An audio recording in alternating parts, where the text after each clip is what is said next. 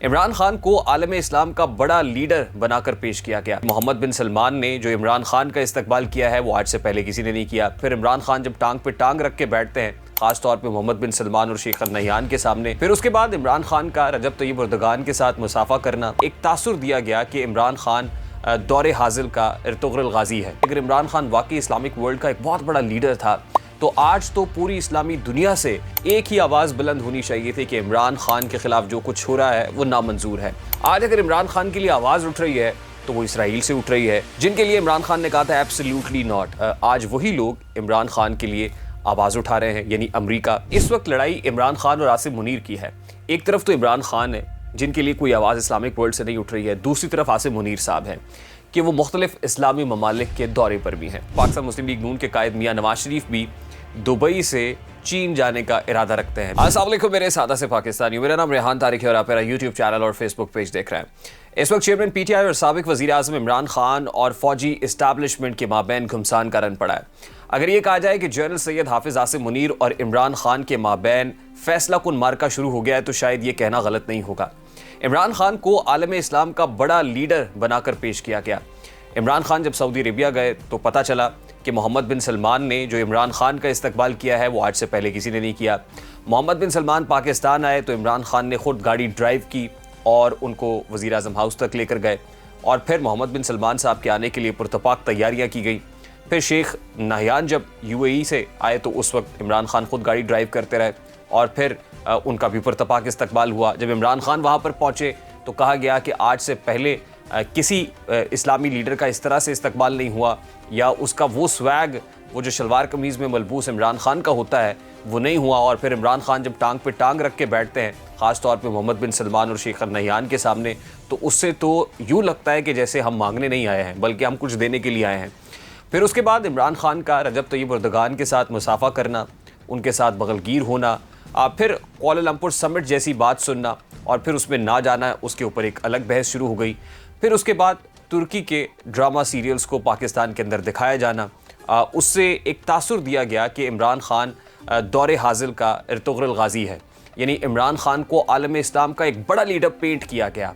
लेकिन सवाल सादा से ये है कि अगर इमरान खान वाकई इस्लामिक वर्ल्ड का एक बहुत बड़ा लीडर था तो आज तो पूरी इस्लामी दुनिया से इमरान खान के ख़िलाफ़ अगर वाकई इस वक्त पॉलिटिकल विक्टिमाइजेशन का उनको निशाना बनाया जा रहा है, विच हंटिंग हो रही है, उनको कॉर्नर करने की कोशिश की जा रही है, ह्यूमन राइट्स वायलेशंस हो रही हैं कि उनके कारकुनान की पकड़ धकड़ हो रही है और इस वक्त उनको दीवार से लगाने की मज़मूम कोशिश और साजिश की जा रही है, तो फिर पूरी इस्लामी दुनिया से बबागे दोहल एक ही आवाज़ बुलंद होनी चाहिए थी कि इमरान खान के ख़िलाफ़ जो कुछ हो रहा है वो नामंजूर है।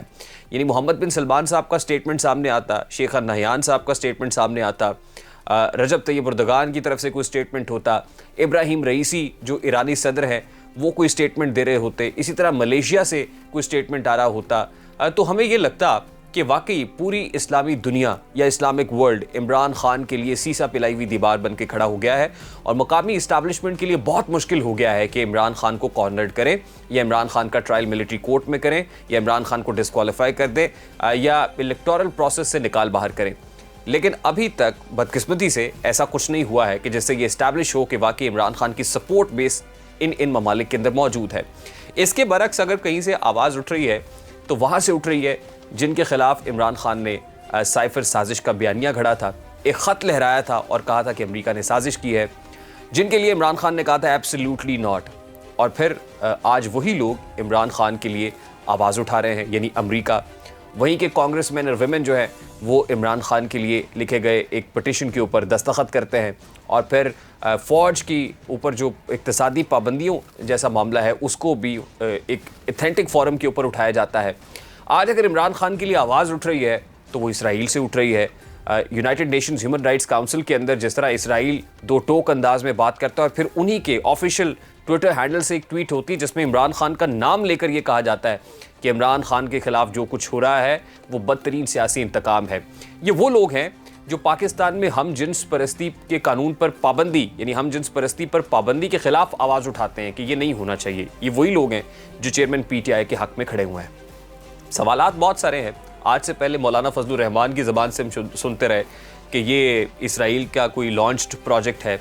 हमने इससे पहले डॉक्टर इसरार और हकीम सईद शहीद की किताब के अंदर ये लिखा हुआ पढ़ा कि एक प्रोजेक्ट लॉन्च किया जाएगा, यहूदी लॉबी इमरान खान को लॉन्च करना चाहती है। लेकिन जिस वक्त हम ये डॉट्स कनेक्ट करते हैं तो हमें किसी हद तक वो बातें दुरुस्त साबित होती हुई दिखाई देती हैं। अब जैसे मैंने इब्तिदा में कहा कि इस वक्त लड़ाई इमरान खान और आसिम मुनीर की है।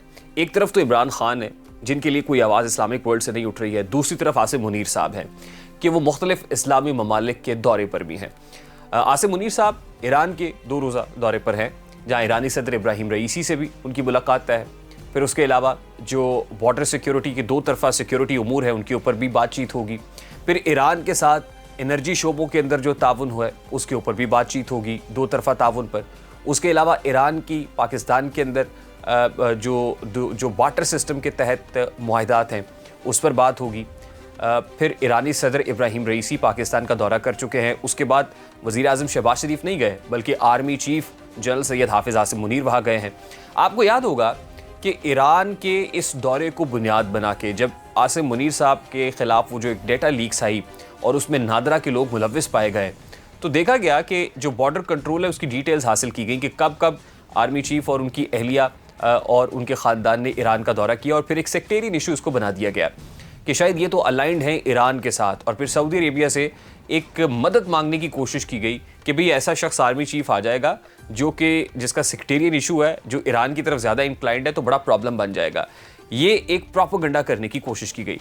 लेकिन इसके बरक्स हमने देखा ये कि इसी दौर के अंदर ईरान के साथ पाकिस्तान के ताल्लुकात बेहतर हुए। ना सिर्फ पाकिस्तान के साथ ईरान के ताल्लुकात बेहतर हुए बल्कि सऊदी अरेबिया के साथ भी चीन की सालसी के अंदर ईरान और सऊदी अरेबिया के मामला तय हुए।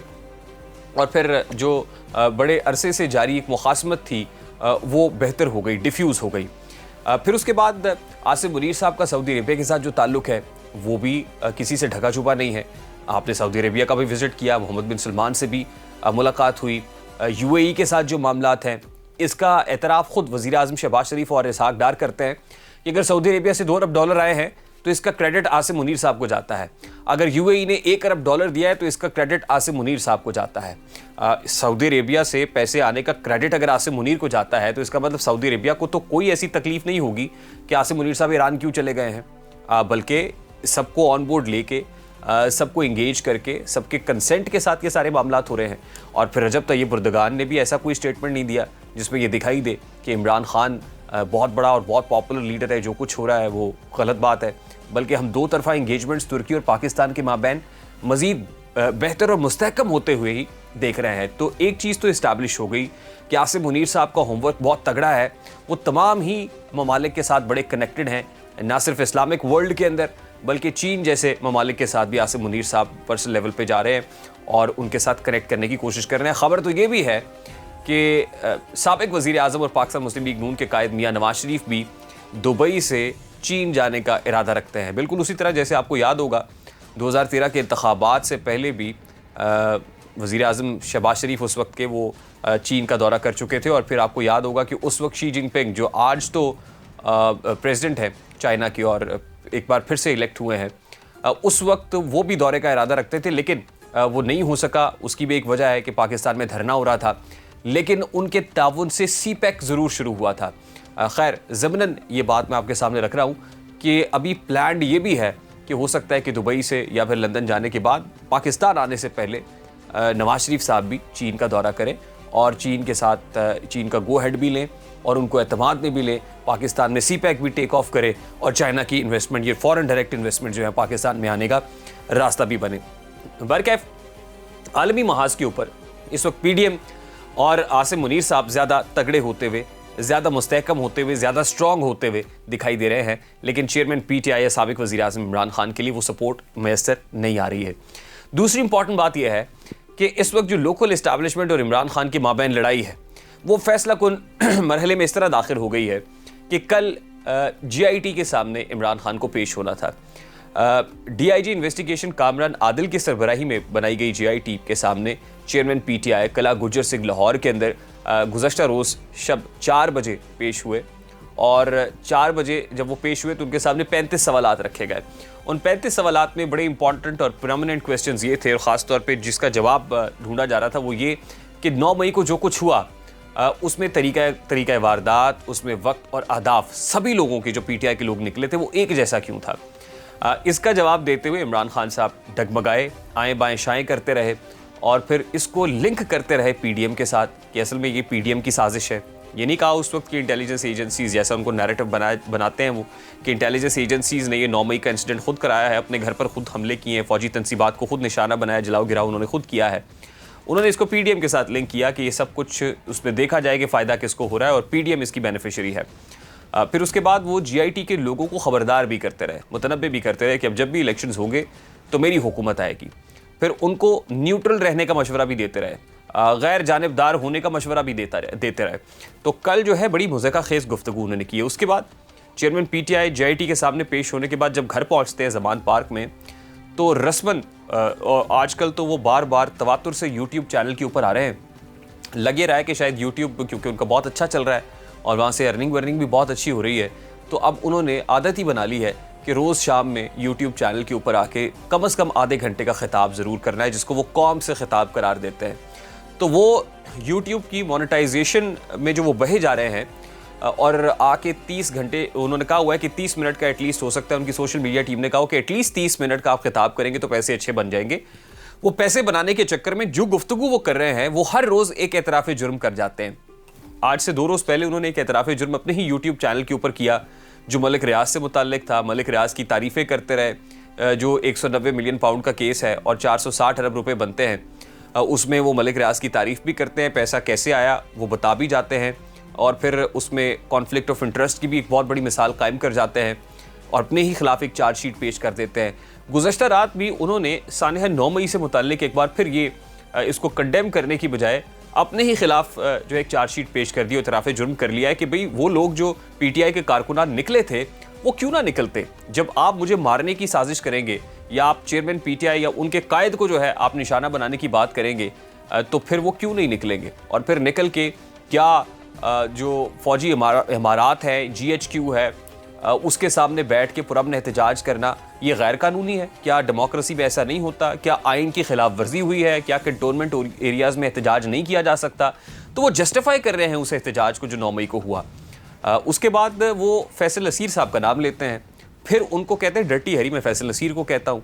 और फिर कहते हैं जब उनसे मुतालिक सवाल हुआ कि आपके पास उनके खिलाफ कोई सबूत मौजूद है, तो कहते हैं मैंने उनसे पूछा कि जो कोयटा में वकील के कत्ल का मुकदमा आपने मेरे खिलाफ दर्ज किया तो आपके पास कोई सबूत मौजूद है? इसका मतलब यह है कि इमरान खान के पास कोई सबूत मौजूद नहीं है। इससे पहले भी वो इस बात का एतराफ़ कर चुके हैं कि फैसल नसीर साहब ने उनको कत्ल करने का मंसूबा बनाया, इसका कोई सबूत मेरे पास नहीं है। इससे पहले जो GIT बनी और उसके सामने इमरान खान पेश हुए उसमें भी कुछ ऐसी ही बातें करते रहे हैं। ये वही GIT है जिसके सामने इमरान खान से पहले असद उमर और शाह महमूद कुरैशी भी पेश हो चुके हैं और असद उमर और शाह महमूद कुरैशी पहले भी इसको कंडेम कर चुके हैं कि 9 मई इंसिडेंट जो कुछ हुआ हम उसकी मजम्मत करते हैं और GIT के सामने पेश होकर ये कहा है कि हम इस सारे मामले के अंदर मुलव्विस नहीं थे। यही वजह है कि असद उमर और अब शाह महमूद कुरैशी से भी इमरान खान का जो फासला है वो बढ़ता चला जा रहा है और इमरान खान ये समझ रहे हैं कि ये लोग वो हैं जो मेरे साथ हाथ कर रहे हैं या मुझे तनहा कर रहे हैं, मुझे आइसोलेट किया जा रहा है।